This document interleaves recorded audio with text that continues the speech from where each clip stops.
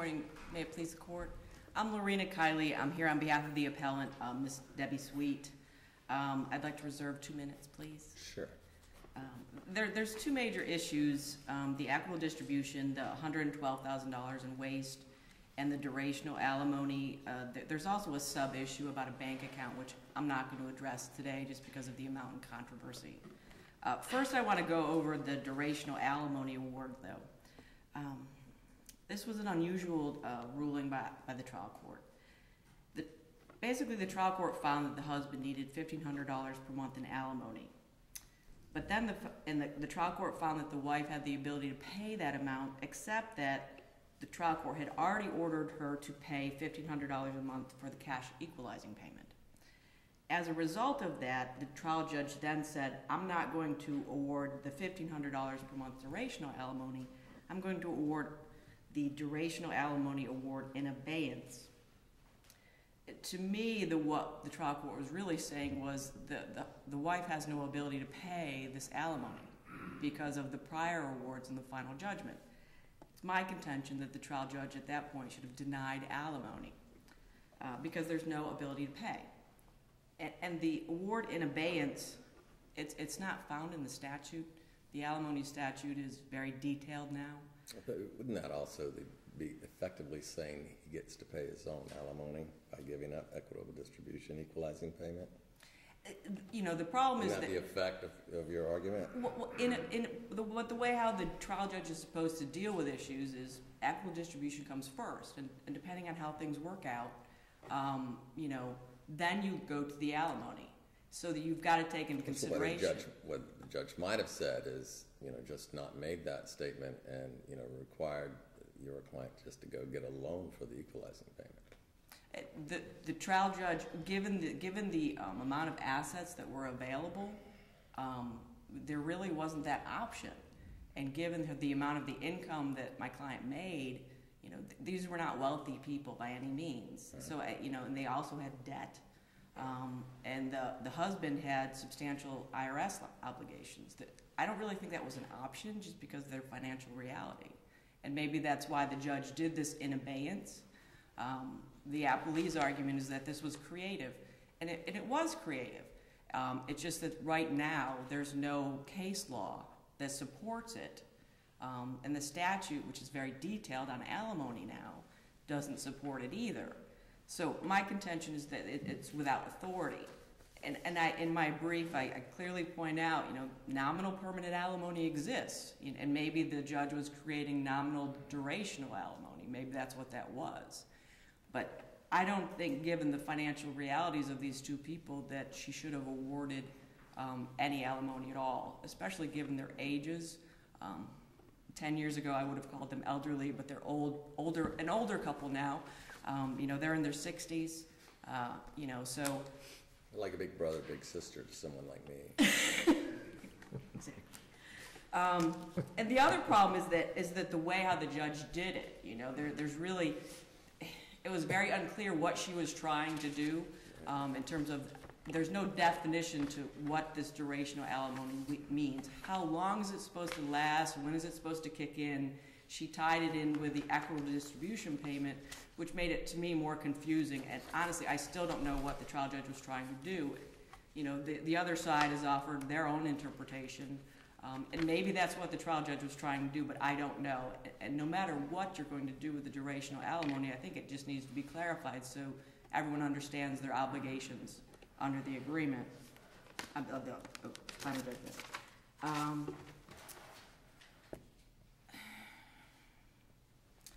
Also on durational alimony, the trial judge on two things in terms of the husband's need didn't take into consideration the fact that he does have the ability to earn income. The trial judge made a finding that this guy was completely disabled as a result of being a POW back in the 1960s. The husband worked for 30-something years after being a POW. Granted, you know, he provided service to the country, and that's great. But the reality is the judge took that too far. Even the husband himself said, you know, it just impairs my ability to work. It doesn't prevent me from working.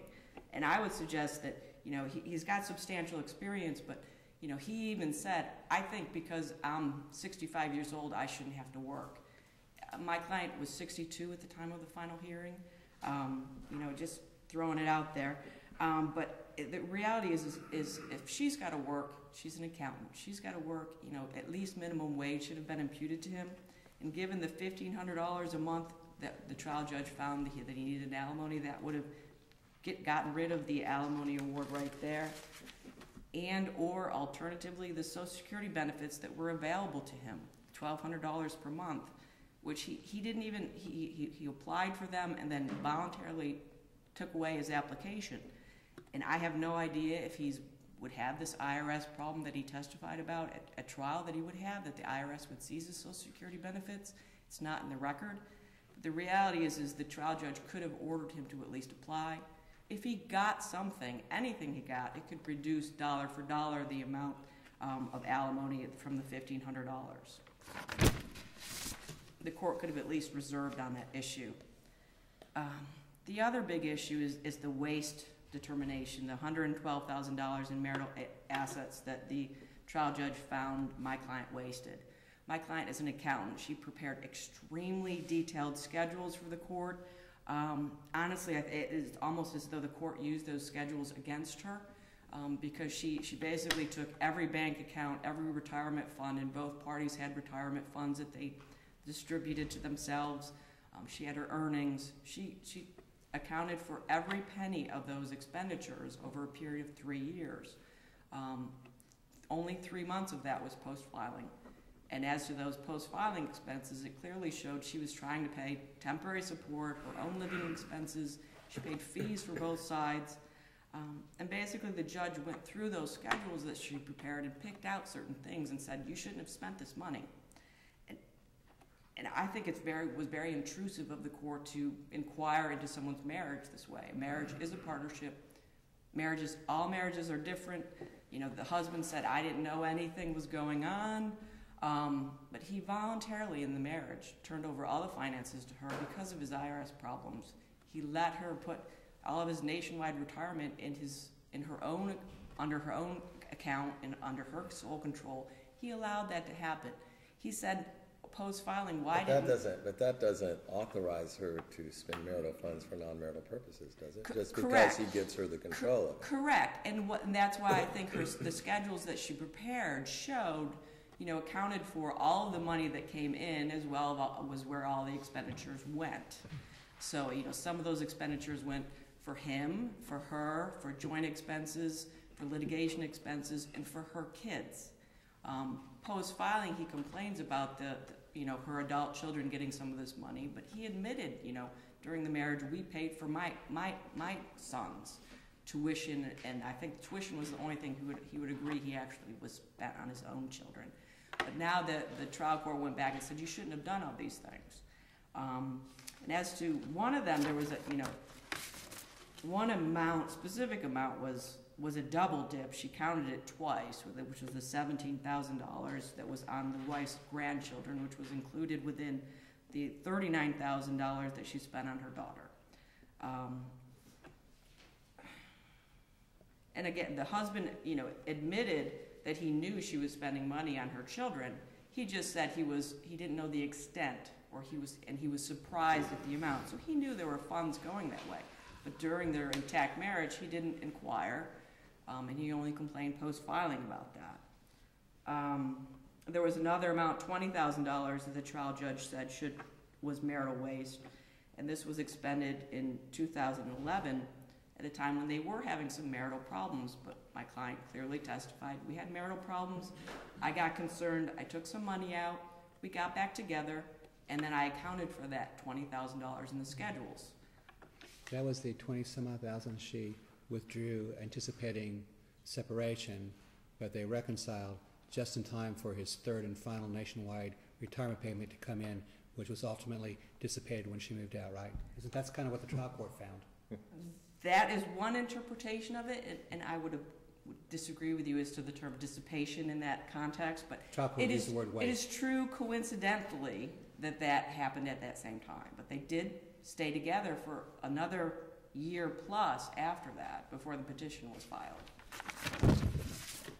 And then there was an expenditure right around the time of separation, the actual filing, that was $6,000 that the trial judge said she should not have spent.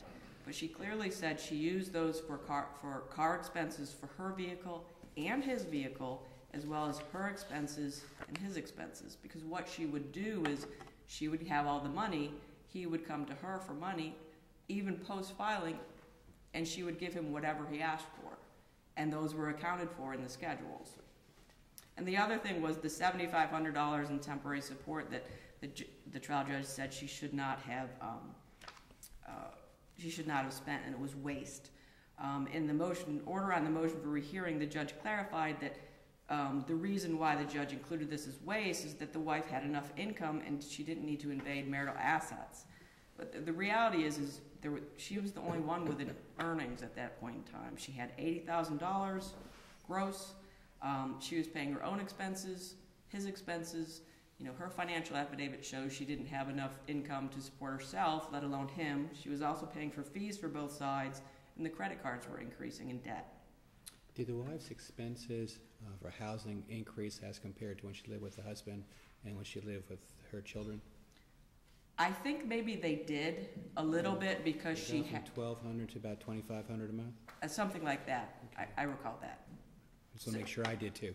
Yeah, no, I did record. remember that, and if you look at her financial affidavit, it was, you know, she had a huge deficit every month, so I don't think that would make that much of a difference that her expenses did increase, but they did increase. And finally, I mean, it's just an equity argument. You know, to me, it's just the equitable distribution schedule was just not equitable.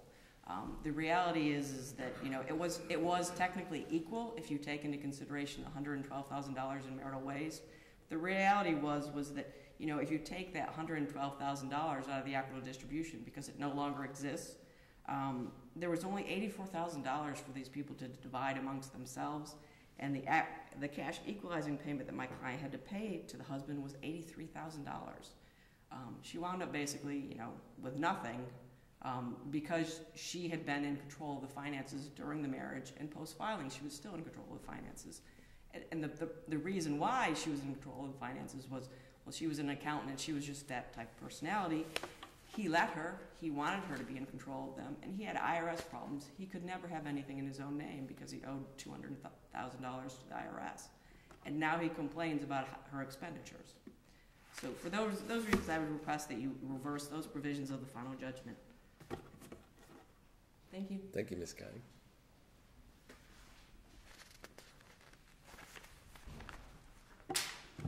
May it please the court. My name is Lisa Smith-Badwell. I am here on behalf of Rochelle Associates for the former husband, appellee John Graff. I just want to clarify one point. I heard twice about the attorney's fees having been paid by the wife. They were not. The first trial attorney's fees were paid from the husband's pension that or share of equitable distribution he got. There's about $25,000, went straight to the attorney. We have not been paid at all. So I just wanted to clarify that there were no attorney's fees paid out of any of these expenditures. So going on to the actual merits of why we're here today, we're looking at this as a standard of review as whether or not the court abused discretion in making her decision, whether or not she had an arbitrary or unreasonable basis for having decided the way she did. And that same standard applies to both the equitable distribution and the alimony components of the final judgment. I'm going to start with the ED because it absolutely informs the alimony result, particularly with this question of the abatement, which is the last thing I want to talk about. First is the issue of waste, and in the appeal brief, we do get a big conversation about whether or not the court should have made a finding of intent. I would posit to you that intent is basically long since gone when you have testimony, evidence, and admission as to how the money was actually spent. It has nothing to do with how she intended to spend it. She admitted what she did is she took these monies, and it was a lot more than just $180. It was $300 just from the husband's pensions alone. That we still don't know where a lot of that money is. It's gone. But of the money that was traced and of the money that came into evidence in all of these comprehensive charts and the testimony and everything that's on the record, she paid temporary alimony support from an account where she had deposited pension monies that should have been distributed, so in effect made the husband pay for his own temporary support, and that's contrary to case law in Featherstone.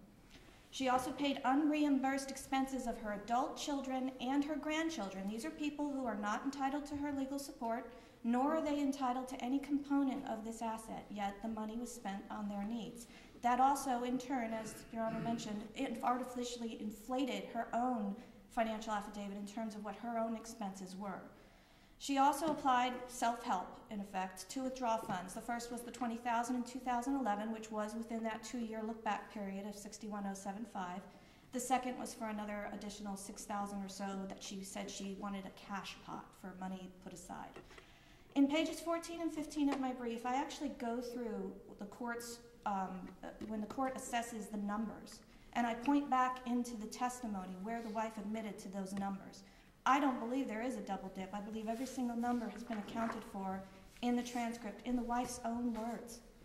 And she would argue to the court now that this is a customary withdrawal, but in fact the case law is clear that once these parties entered into the form of a dissolution, she did have some obligation, perhaps even more so than anyone since she was the custodian of all of these funds, to have made sure that there was a minimal expenditure or that any kind of withdrawal she took were for reasonable, ordinary expenses. Instead, she didn't just pay for herself, she also paid for everyone in her family. Now, the reality of this is we have a woman who's 60 years old, about 62, I believe, at the time. She's single, she has no minor children, and she makes over $80,000 a year. Why did she need to use all of these pension funds? Never mind what happened to the rest of the pension funds from Nationwide that we never could trace. So that was kind of the problem, and that's where the Gentile case was very informative, because if a spouse spends an asset for her own benefit during the breakdown of the marriage, then it could be construed as dissipation or waste, and that's what happened here. During the period of the breakdown and up to 2 years prior, the wife had made these expenditures, and rather than exonerate herself with all of these detailed data and things that she presented, it just reveals the intent and the choice that she made to spend that money on her family rather than to preserve the assets in keeping with the standing temporary order and to keep them available for distribution. Because of that, at the end of this divorce, we had a complete lack of resources from which to continue to divide, and that was where the Lopez case was mentioned as a possible problem, is when you entrust people like this to just help themselves to things that are of need or usual consequence, sometimes this is the inevitable result. Here, also, there's this premise that she should somehow be allowed to spend the marital portion and then leave her non-marital portion intact. And though counsel didn't address this in her oral argument, it is in the brief. And this is about that Mid-Florida Keystone account. The wife took a pension that was largely marital. It had a very minor non-marital component, like $6,000, $6,500, so 80% of it was marital. She then took that money and put it into an account that she acquired during the marriage. And as your honors know, according to the statute, it's not the titling that matters, it's the timing. It was a marital account, and she commingled the fungible money funds into it. This is right out of Fringle case.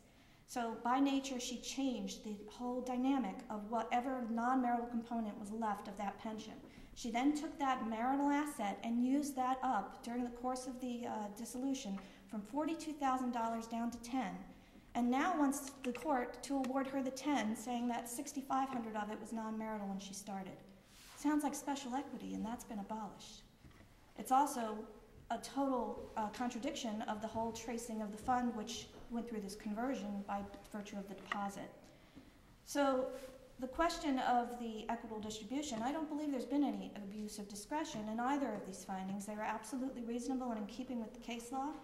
And they're, in turn, a lot of the reason that precipitated the need for alimony, because without the nest egg of his retirement, without the benefit of equitable distribution, this man has had no means by which to pay his own bills. And that's where we move into the alimony conversation. There were 3 issues raised in the brief about alimony. One was the need finding, one was the imputation finding, and the last was this application of the abeyance. With regard to need, there's some conversation about the number, but the number is expressed in the final judgment. It's $1,500. The husband has need of, the wife has ability to pay $1,500. Bear in mind, this is the second analysis of need that the court has assessed. She also did temporary relief on the same financial affidavits and made that same finding of that number. We've had record evidence all throughout of the financial affidavits that were presented, the cross-examination, the direct examination of each party's needs, and that number is fully supported. Moreover, the factors of 6108 are completely considered here as well, and we have minimal net worth in this party. We have a lack of income or income potential due to his age and other issues that were brought up. The property division award that has been made, well, effectively the distribution to the wife, self-distribution to the wife has effectually made that moot. The husband has a lack of assets. He has significant non-marital liability in the form of this tax problem, and the lack of retirement benefits. And again, the reason he has a lack of retirement benefits is because the $300,000 that he himself trusted the wrong person to manage is now gone. Just like when she managed to put her Fringle account into that marital thing, he did the same thing, and that's why we can't account for it now. It's gone. So each factor kind of supports completely the finding that he has a need. The next question was the imputation. And there we have broad discretion, as according to Sarah, as far as what the trial court can assess with the imputation of income. It was the former wife's own burden to show that the husband was capable of earning more by his best efforts. That is clear in all of the case law. And there simply was not enough evidence in this record to support imputation. She had her chance to make her arguments. She even could have done a vocational evaluation, and she chose not to. Instead, she came to court and she testified, and she said, well, I know what he was doing during the marriage, but I don't know what he's doing now. Well, that's a lack of her evidence. That's not a lack by the court. That wasn't Judge Catlin's error. That was the wife's litigation choice. So I believe that there's no error in not imputing him additional income. As for the abeyance, I did call it creative, and I'll explain a little bit behind my theory on this. The statutes in 6108 are very specific that one of the factors is to do equity and justice, and this is kind of like what we call the catch-all. Obviously, there's case law already to support this de minimis award where we have a clear finding of entitlement and need, but the ability is lacking, and that's been long-standing case law that dealt with permanent alimony, obviously. Well, in 2008, when the statute was reassessed and the durational alimony came out, nothing in the durational alimony statute specifically precludes this de minimis solution. But on the same token, the durational alimony has this finite term that cannot be modified. Now, at the time that that statute came around, I happened to still be at the 13th as a staff attorney, and we had this problem almost immediately in cases of durational support, such as this one, where what do? We have need, we have entitlement, we don't have ability to pay. What are we going to do? So we just started doing what was done here. We did this abeyance solution. It was done before. This is a great opportunity to find out if we've been doing it right. Because at this point, there is no case law for or against this solution that I'm aware of. And you do have a situation here where it was absolutely the right decision because by virtue of the equitable distribution, this woman has no ability to pay the alimony that but for her own dissipation of the assets, she would have had. That dissipation made it so that my client didn't have any entitlement to that ED funds. He didn't get any of that lump. He now has to be recompensed for that to the expense of his alimony entitlement that otherwise should exist. I do believe it is absolutely clear when the alimony picks up. It picks up when the amortization schedule is ending, and then it goes 5 years of alimony. As for this idea that it would kick in as alimony if she stops paying, that was to give him some sort of an enforcement action because the judge was trying to acknowledge that he did have need for these funds. I don't believe it takes away his entitlement to that equitable distribution entitlement in any fashion. And it was a solution that was designed for this case to do equity and justice between the parties. I do believe that there was no abuse of discretion in that ruling either or any of the alimony rulings, and we would ask that the court affirm and uphold Judge Catlin's final judgment. Thank you, Ms. Thank Bedwell. you. I just wanted to clarify that the schedule that my client prepared on the waste issue included the $344,000 or so approximate that was the nationwide retirement. The $27,000 in attorney's fees referenced in the argument were addressed in the schedule as well. Just to show that the husband received his portion of these proceeds, that my client's schedule showed that $208,000 of the total amounts that were accounted for went to him alone. $210,000 went to their joint expenses. My client received $195,000, and then there were the amount, the $27,000 for the fees, and then the other amounts were for my client's children. So that was taken into consideration. A vocational evaluation was not needed in this case to impute income. He clearly said, I can work, my previous war experience impairs my ability, but it doesn't prevent me. Given that he said, I don't think I should have to work because I'm 65, the court was well within its discretion to impute minimum wage income to him under the case law. Counsel conceded that my client had no ability to pay alimony after she was paying the cash equalizing payment. And if, in fact, the interpretation of the abeyance issue is as suggested by counsel, that would mean my client would be 71 years old before her alimony obligation terminates. So I think there needs to be clarification in terms of what exactly the trial judge meant on the abeyance issue, so my client knows what her obligations are. Thank you. Thank you. Thank you both.